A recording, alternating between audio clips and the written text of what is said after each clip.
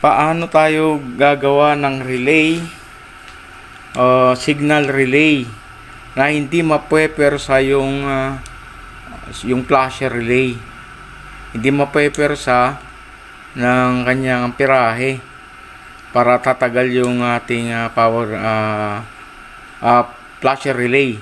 So maglalagay tayo ng isa pang relay, yung 4 na pin o kaya 5 pin, para hindi mapwepersa itong ating flasher relay.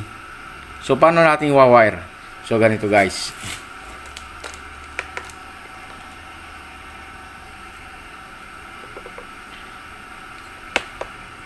So ganyan yung sa may ilalim nung socket. So alam natin pagka ganito, ito yung coil.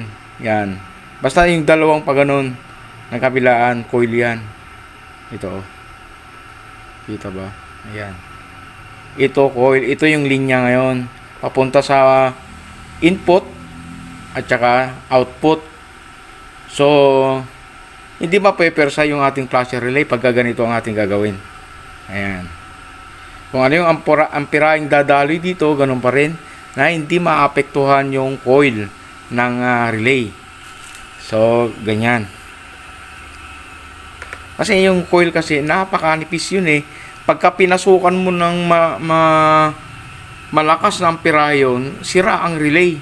So, kailangan protektahan din natin tong ating relay. Diba? Para tatagal yung ating flasher relay. So, ang gagawin natin, ganito ang ating pagkukonekta sa ating signal flasher relay. So, alam natin, nasabi ko na kanina, ito yung ating coil, yung dalawang pa ganon.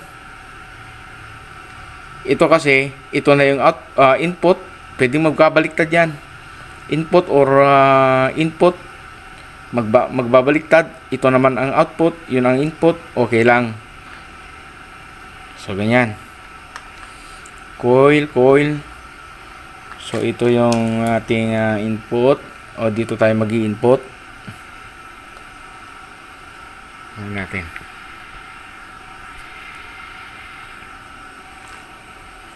Ito yung ating coil. Dalawa.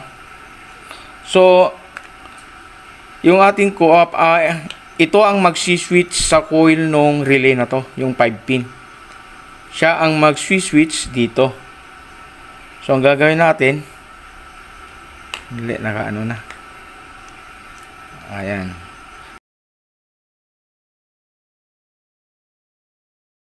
Ayan. Huwag kayo malito. Ito, ang i-switch nito ay doon sa coil. Ang i-switch niya. Hindi niya i-switch ito doon sa mismong input at saka output. Ang i-switch niya ay doon sa coil ng 5 pin na relay. Kasi itong flasher relay natin ay 2 pin lang. Yan, para sa motor o kaya sa sasakyan, pwede rin. So, ganyan. Ito, may nakalagay naman dong B at saka L. So, meaning, battery, direkta sa battery, yun papunta naman sa linya, yung L. So, dito. Kukuha tayo rito ng linya. Yan, kahit alin yan. Magkabaliktad, pwede yan. Basta sa linya ng coil. So, ganyan. Ito, papunta na to sa battery. Ito, papunta sa ground. So, ito, papunta sa ground. Ito, ay papunta sa input o sa battery din. So, battery doon. Pagsamahin na natin. Pagsamahin na natin to.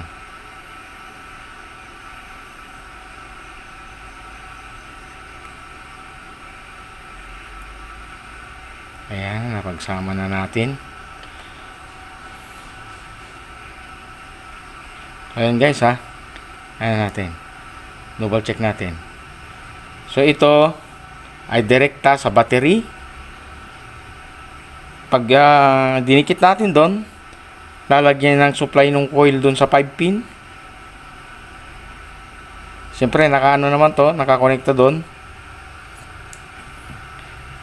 Dagtungan natin. Papunta ito sa ground. Yun, papunta sa ground. Tapos, maglagay tayo ng sample na ilaw. Ito, ilaw. So, ito yung output. Output para sa ilaw. Siyempre, naka-ground yung ilaw natin. Naka-ground ito. Sa negative. Negative.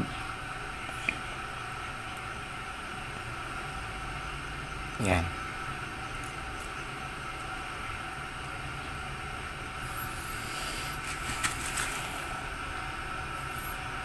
Dali. Kuha tayo ng pin. Ay, ng clip.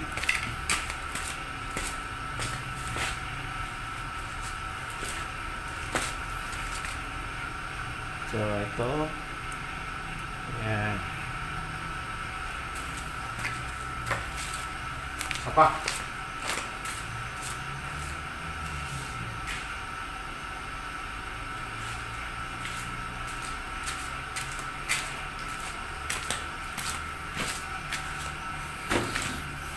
Tapos, ito ay ganyan.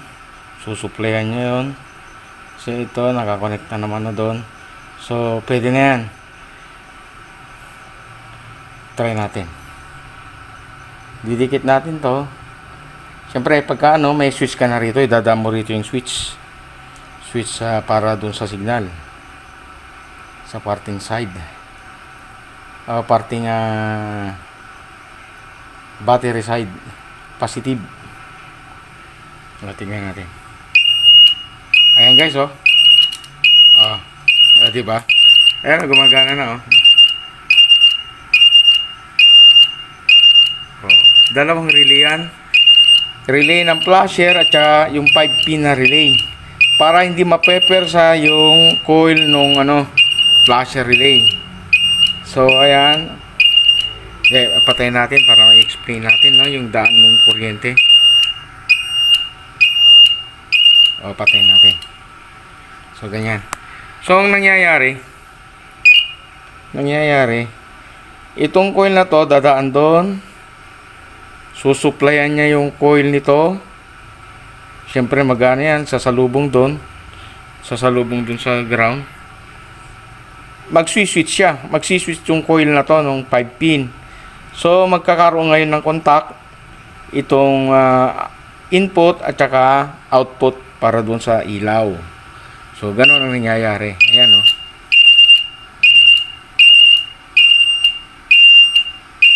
Yan. Bakit ganun ang ating gagawin? Para sa safety ng flasher relay. Kasi kung ide-direkta natin ito doon sa ilaw, sa katagalan, ito ang bibigay. Kasi, coil lang yan. Hindi gaanong, yung amperahe niyan. Kaya, kailangan, para tumagal, maglalagay pa rin tayo ng isa pang relay. So, ganyan ang ating gagawin dyan. So, ganyan guys. Sana na nakuha nyo at nakadagdag tayo ulit ng kaalaman. DIY lang naman, di tayo professional. DIY para sa pag-wiring ng flasher relay at saka isa pang relay na pagaganahin yung ating signal light. Ayan guys. Salamat po ulit sa panunood at God bless po.